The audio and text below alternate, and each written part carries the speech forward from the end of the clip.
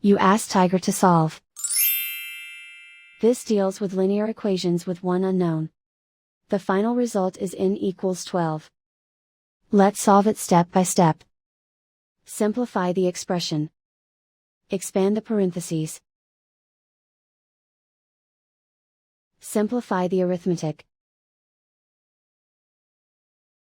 Group like terms. Simplify the arithmetic.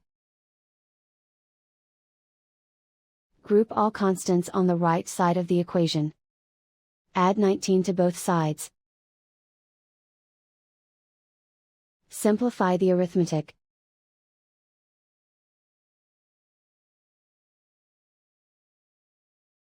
Isolate the k. Divide both sides by 3. Simplify the fraction. Find the greatest common factor of the numerator and denominator. Factor out and cancel the greatest common factor.